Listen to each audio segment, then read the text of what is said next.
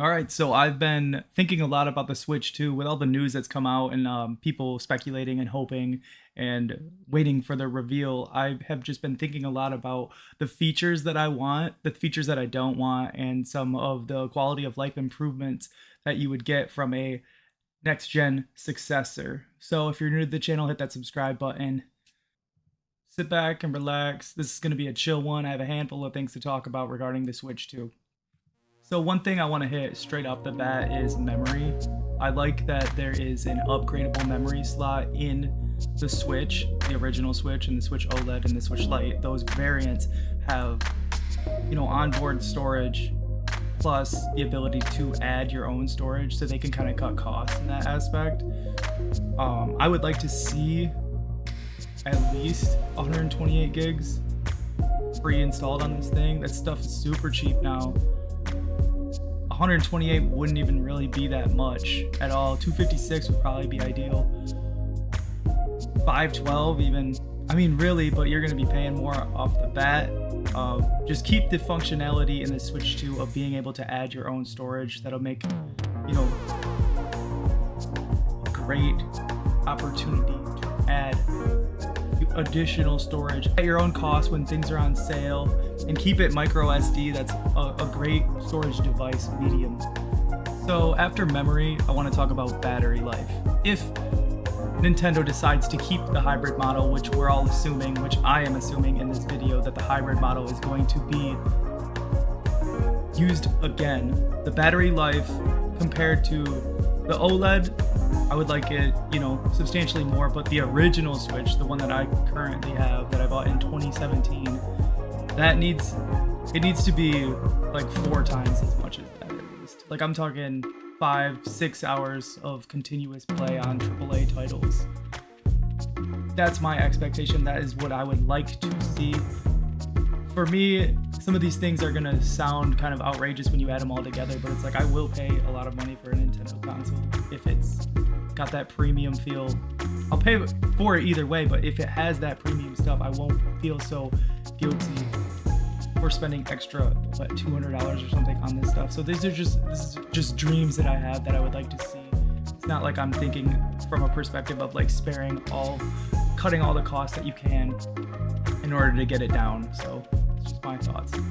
The next thing I want to talk about regarding the Switch 2 that I would like to see is backwards compatibility. I know that that's kind of, a controversial topic. I would enjoy being able to transfer my games and my saves over from the digital library on the original Switch, and I would enjoy them keeping a port for me to be able to put in the games from the Switch. I don't know if I would be that depressed or that upset if they just abandoned the Switch and went to a Switch 2 and didn't have backwards compatibility. I kind of like my systems to be fresh restarts where I'll just create a new account. But I understand that not everybody is like me and not everybody wants that as a result. So I understand. I personally wouldn't be too bothered by just having like a complete new restart, but I understand that people feel that that legacy stuff needs to be transferred over because it's part of the Nintendo account.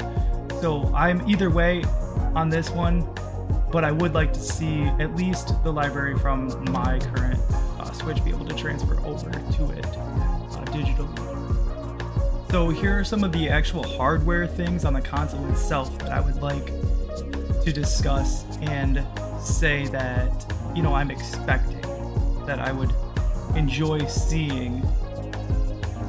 So the first thing that I would enjoy seeing on a revision or a Switch 2 model is a reduction of the bezel pretty much completely.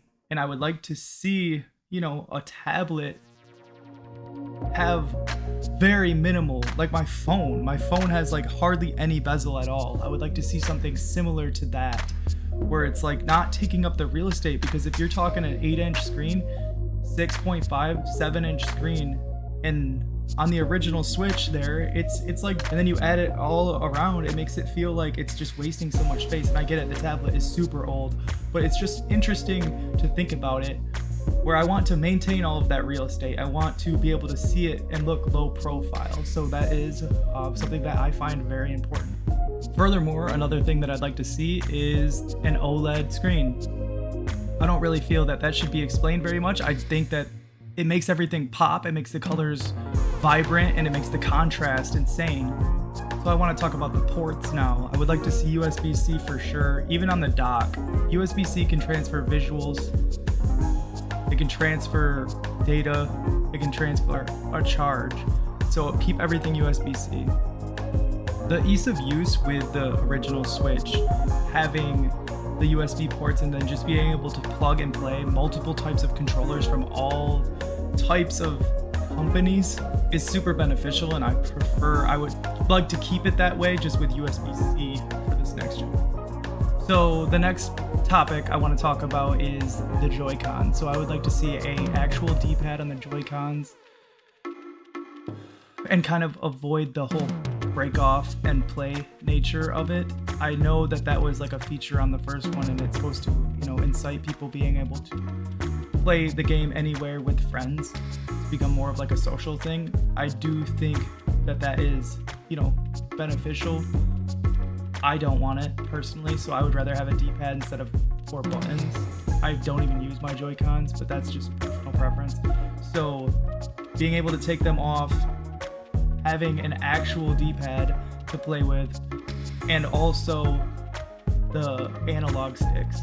The analog sticks on that need to be actual analog sticks, in my opinion. They should be not the ones that were on the original one. I'm talking like Steam Deck. There's so many innovative things that have happened in these past few years that they should be able to find a solution that isn't so janky with the draw distance and that stuff. So now we're going to get into something that I'd like to see is a version that doesn't have Joy-Cons, but has a dock with a Pro Controller sold. I know that that sounds like contradictory because it's like a hybrid console, but if they're not going to release like a standalone home console version, they should at least adapt the current hybrid model to a more home-based system. Preferably the dock in this generation. Also, I might as well get into it. I would like to have some sort of benefit to hooking up and playing it. Like right now, I think that 1080p, that's the benefit of it on the original Switch.